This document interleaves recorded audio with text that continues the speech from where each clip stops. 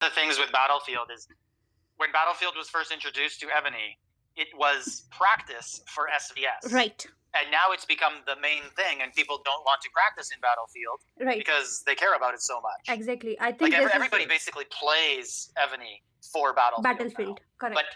And Ebony has not realized this. Correct. Ebony hasn't switched yet to make it more important. Right. Like in other games, they have room pass, or this like special playground field where you can play with one or two players and at any time, and it's kind of card or some stuff, so you can use it. You can get it by spending some money or gems and stuff. If Evony like introduce a room style game, or like since you do developer calls, I like you to add this suggestion that if they introduce a room or just a small battlefield which we can invite 3-4 players all over the server, all over the like yeah, one of the guys on my server actually talked about this. His name's Prodigy. He's a good player, and he said he wished, like, he's so busy and he spends a lot on the game, but he wishes on weekends he could just turn on the game anytime and hop into a random battlefield. Right. Like, why does it have to be scheduled at a certain time when everyone in Alliance is from different time zones and it's complicated? He's like, I should just be able to log in and go to a battlefield. Exactly. Why not? Other games you can go to in a battle arena. Why can't you do that in this? Exactly. And if they introduce a room or something, then I think we can crack out the solution for T1. I mean, in Battlefield, if you do right now, if you're in Battlefield, you try different, then you are giving up score. In SVS, if you so in Age 1, the browser game, there was a battle simulator where you could just go into, it was just like a text box, and you could type in, oh, this person has 400,000 T6 horse, this person has 200,000 T7 horse, T6, and you put in all the numbers, and then you put in how many traps they had, and then you hit go, and it tells you the result of the battle, who dies, who wins, how many wounded. Yeah, it was awesome. You could figure out exactly how the battles worked back then. Right. And you they can don't have also that now. Make strategy accordingly. If we can put, like, if that is an option right now, we can just put 30, 40, like 300 million, 400 million T1, and we can try different strategies, and we are not actually losing anything, but this way we can know what will work. And I think most of the questions or the issues, like how to zero this player, for example, if there is a SVS right now, and I can, even though I don't want to lose with him, and even though I don't want to lose my investment, if I had a room card, I would invite that player in SVS, and like I would invite him, and we can have our ego issues away. I mean, many SVS people actually get ego issues and they actually lose investment on the money they invested in their account by fighting actual SVS. If they had introduced this room card, we can solve this issue, and I can actually like get the experience. And I would just say that Evany doesn't care about that, because Evany wants you to pay to heal. Correct. Like, really, that is one of Evany's biggest features of how they make money, is they want you to have to fix your account. Yeah. Or pay to kill someone, pay to heal yourself.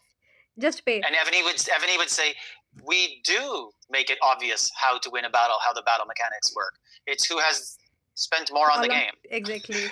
Like, that's pretty much what they're saying to us. Okay, next question I want to ask. If a player is starting today, what would you suggest? Buy an account or do a coining on? Buy an account.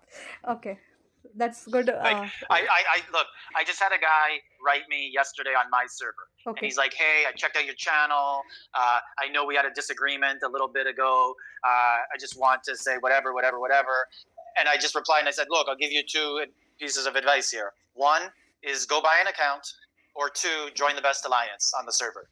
Those are the 2 main strategies in the game. Okay. Like you're in the 6th or 7th or 8th ranked alliance, and you're telling me how much you've spent. You're not getting anywhere.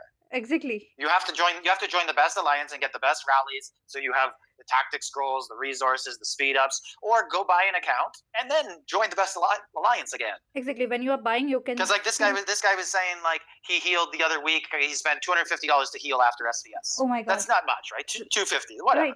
But if he went and you could go buy a good account for $700 or $1,000, even $250, I bet you could get a decent account. People who I bet you could get like a yes, exactly. I bet you could go to a server and get like a K36 for $300 on some servers, which is better than what this player has. Oh, okay, yep. In that sense, right. Rather than if you are not getting anywhere and you are not with the right community of people, and if you're not getting, like, You're not enjoying it. Yeah, like some people play because they like playing with people they play with. Right. But like I said to him, you'd go make friends on another server, and it'd be very similar environment. It'd be okay. Or you could even buy an account on your current server. Correct. There's tons for sale on my server all the time. Actually, I had a question so about like this you can also. always do that. Yeah, go. Have you faced alliance and server which are actually making account just to sell and make money here? Other than the resource one, the people who sell resource and stuff, I think there are like in between 10 20 servers gap, there are always an alliance who are just making big account, good account, and then they are selling and they're making money. Yeah, so I'm not sure they're doing that. Maybe they are, but I think most people they only like to play on servers for the first 3 or 4 months, and then for them all the fun's gone, and then they sell. So they make a pretty good account. They dominate people who don't know how to play. They go crush everybody in SVS. Yeah, the they starting terrorize phase of everybody on the server, bubble or burn. Right. And then they're fun. And then people kind of figure out, hey, I just keep my bubble up, and this guy can't do anything to me. Right. And then they sell the account and move to a new server. I think that's what happens a lot. I don't think people, because I don't think there's a profit in creating an account and selling it in Ebony. Actually, like everything sells for 1% of what you spend. Actually, what you can do to make money is you could make alts, right, and sell the alts. Like you could spend nothing. You could start an alt, join the best alliance, get it to K27, K30, sell it for $50, and do it over and over. Or you could sell resources. On my server, there's this player like. There was a discussion few days back, and it was like I will talk in my Indian rupees, and like so I spend 10,000 rupees and I make a K35. Then I sell it for $300, which is like in and I can make $200 profit on it. So but how much time are you putting into that, right? But with the help of bots and stuff, people are actually doing it, so it's just an observation, not anything else. So yeah, there is money to be made, but I don't think people are selling elite accounts for a profit. Correct. So right, correct. People are leaving, that's why people are selling. So right. What's your thought about the events? Is Evony trying to increase our game time?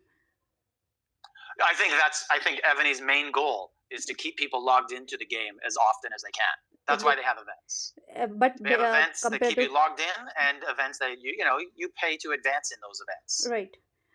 I mean, before K40 was introduced, 35, the login period was less because there were less bosses, there was less events, less battlefields. But I would actually say the login was higher because there was no bots. Right. No, but people were not coming on. Like there were two reasons. There was no bot to run your account, so you had to log in. Right. Also, there was a higher spawn rate.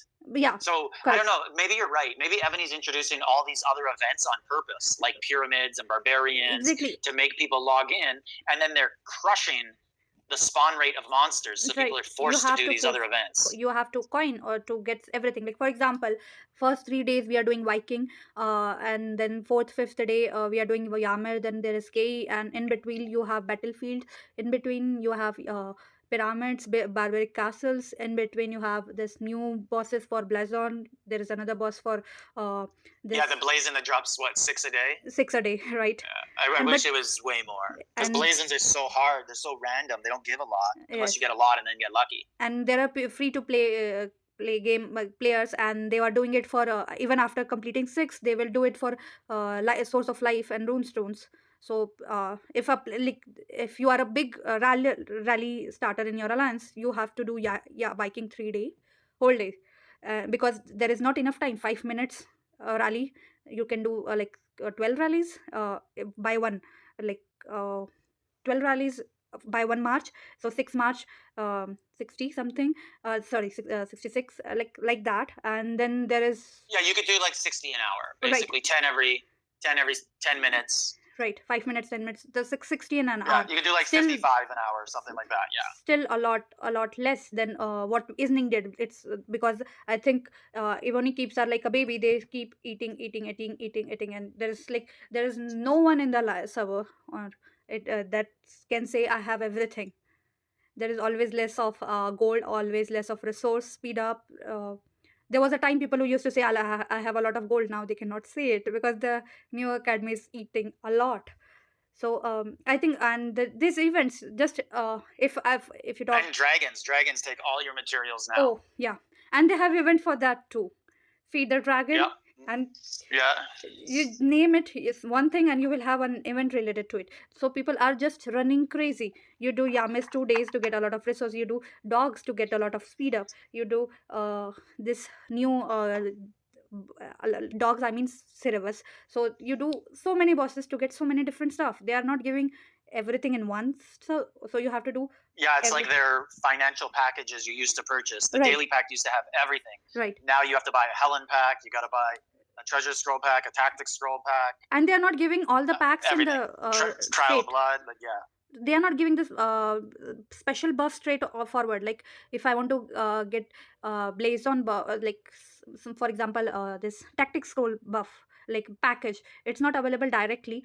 The available normal packages have very less, but when I consume some tactics, I will get this special pop-up which will say buy this package of this much and you will get a lot of blaze on. So yeah, that bothers me. The tactics scroll pack, yeah, it should just be available all the time. All the time, exactly. I don't like how it only pops up randomly when you're doing tactics. Right, and it's not, because sometimes you'll do them and it doesn't come out. Right. Like I tried it last time. I wanted to buy, and it was not. I used around 4,000 something tactics, and it didn't came up. And I was in much need, and later on it came when I didn't. Lots of players like me, I only coin on weekends. Right. So and sometimes it won't pop on a weekend. Right. When I don't have double down coupons, they pop up, and it's. Yeah, same. So it's not all packages are there. Not all packages are there on time, and the money they are asking, it's huge. So another question, next question. Is Ivory trying to milk its cow before it dies? I mean. That's everybody's theory, is that they already have Ebony Mobile King's Return Part 2 ready to go, and they're just trying to get that last bit of money from everybody before the game melts down. Right. That everybody thinks that. I don't know. Because I don't know. One thing I'll tell you that I am happy about that Ebony did. So they ascended generals, right? Right. Made red generals, right. Red subs. Right. I had heard this was coming before. Okay. And I was worried all our generals were going to become useless, obsolete, because these red ones, but they actually let us turn our yellow ones into red. Exactly. So that was a nice thing they did. I thought they were going to have to make us redo all the specialties and everything on new generals. Yeah, I was confused too about that. I have questions about generals, few. Okay. The first question is, what's your thought about generals adding every week? I hate it. But I ignore it. Like, my theory is that new generals are released for new servers, not for people who already have generals. Right. Like every new general that comes out, it's like, yeah, he's 5% better in this. Right. 5% worse in this. I don't need them. I have good generals. I'm cool. Maybe in 2 years I'll need new ones when it's 5% every 6 months. It's now 30% better. Then maybe I'll need exactly. it. The way they started it. I ignore them. Yeah, exactly. The way they started at the starting, like they introduced William, Alice, few good generals. Like it started when they introduced K40 at that time. Few generals, they were exceptionally good from the one we had, and then the thing started. Like for example, Ashoka, he's a good general for keep, and he's like, yeah, I will want to get them. Like I will maybe coin for him, but every single week they are giving another general, and a lot of people are very confused if they should move from one general to another. What's your point on it? I would say don't move. If you have specialties started already on your current general, keep them. Just wait. Just sit and wait. See how things go. Make adjustments on your keep like every year and a half, 2 years. You don't have to do it instantly just because something new and shiny came out. Furthermore to that, I think civilization gear is now just like generals. Right. You know what I mean? Like now they're kind of duplicating the old gear with just a new name. Right. Like the new one that just came out this event. I don't know what it's called. Right. But it's a similar ground. Exactly. Yes. I don't need it. I have the old ground gear. Right. Why do I need this one? Why do I need another? Right. It's kind of like generals now, I think. The only thing is that owning the full set buff is what you're going to want. Right. But hey, whatever. So I don't get 10%. I save $6,000. Right. Another question related to this gear is, what's your thought about civil gear, full set or combination? For civilization gear? Yeah. I think it really depends on. There's only a couple sets that are good to use full gear. Correct. The rest, you're better to mix it up. Mix it up. Like the choreo set for defense is you want to have the whole thing. Right. But if you don't, you're gonna have to mix it up. And the Abbas set for siege, it's best to have the whole thing. And I think it's the Rurik set for monsters. It's best to have the full thing. But you can mix them up and be pretty efficient too. Pretty good anyways. But the ground set bothers me because it's good to have the full set, but you can take off the chest piece and wear the freedom coat, exactly, and you're better. So you have 5 out of 6 in the freedom coat. That's so stupid to me. Exactly. So maybe this new ground gear will have a good chest piece and one other thing, and then you could wear 2 of them and get the 2 out of 6 buff. Exactly. That's what the I combination. Don't know. It's dumb. It bothered me when I first saw, because I have a video from probably like a year ago where I showed from beta, Ebony was trying these new gears out, civilization gears. Right. But they had buffs for only 1 troop. So it'd be like 4 buffs for archers. Wow. 4 buffs for ground. Right. And then they released new gear, and it was what we have now. It was all mixed. Mixed. So that was annoying. Right. So I'm guessing in like 2 years, they'll do one more final milking of the money, and it'll be gear that is for one type of troop only.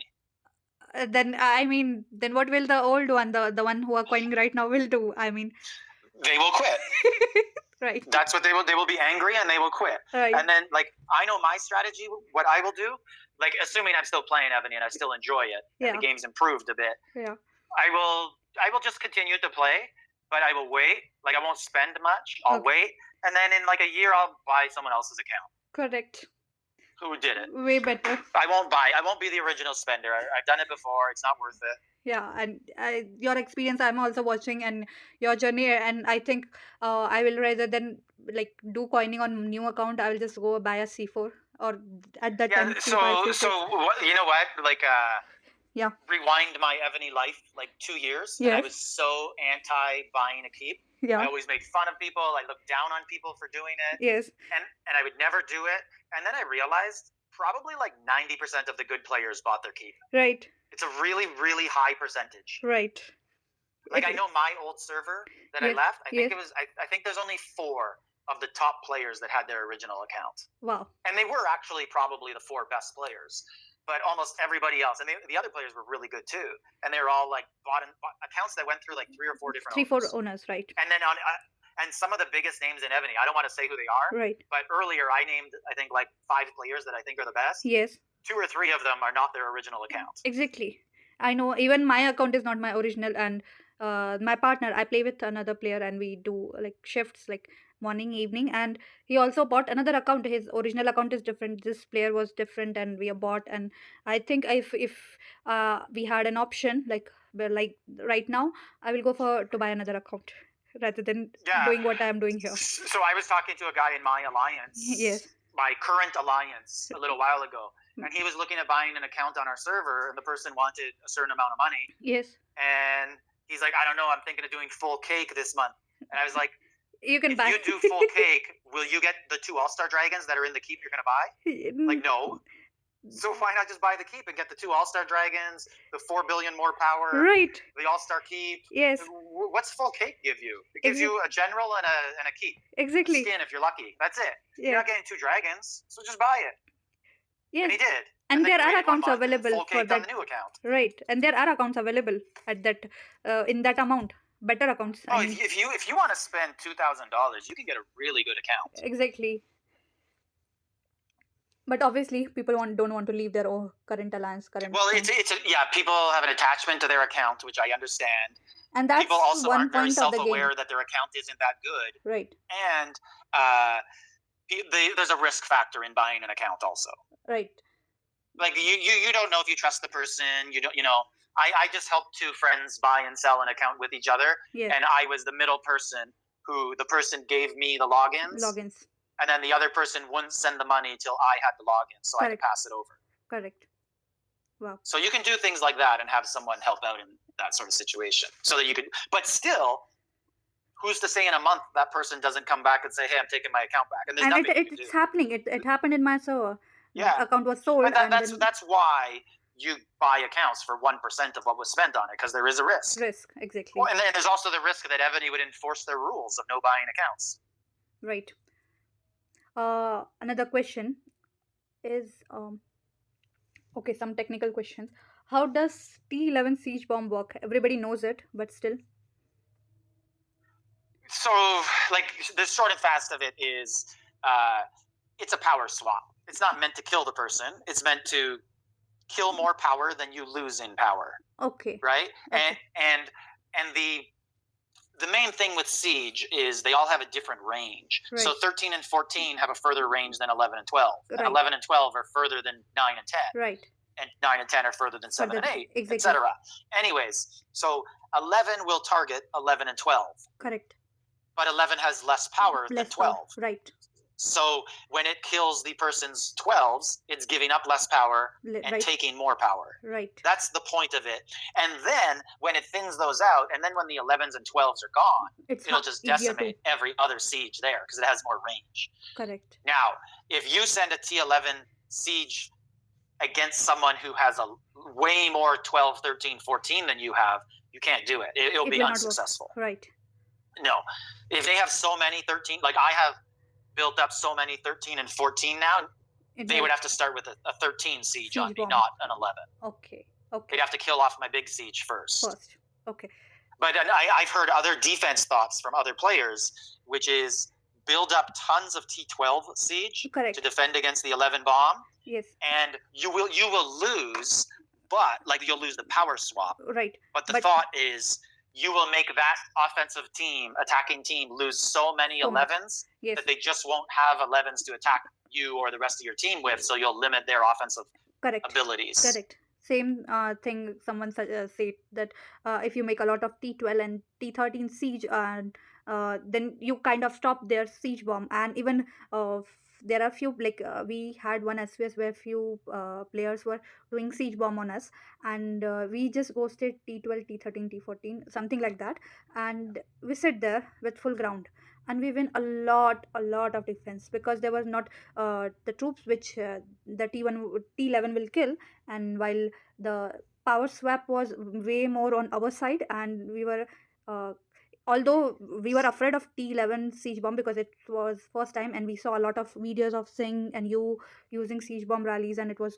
going great, and we thought it would be hard for us, but it worked for us. Like if you yeah. So how do you ghost the siege? You have presets made to ghost those siege? Actually, one player report, like normally it's our alliance strategy. If facing against a player, we will if one report is there, we will analyze it. We will see where the loopholes are, why it's not working. We discuss a lot of it, yeah, but live, you're in battlefield right now, and there's your screen is red. How are you ghosting the siege fast enough? Like some rallies come in 6 seconds. Actually, in that, like we have not faced that yet. But for calcs, people do the preset. Like I have preset for ghosting my upper layer calcs, because I know my calcs my HP is not up yet, and I cannot.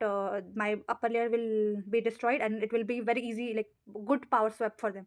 Like any K40 bigger player, even if there is bigger player than me, and if his calcs are there, I will do one solo and take the calcs out. By like, even if my march is lost, I will get more from it, and I know it. So I have my preset ready to preset. I ghost my calcs immediately. Same way we can do for like one calc, one siege, because if you ghost your siege, that T1 effect is less, and it's very good. Like it's my experience. I don't know. I will, like in different keeps it will. Yeah, I just have so many troops now. It's hard for me to ghost something. I have sheer volume, and hey, if you can it's for smaller keeps. Yeah, it's working for us.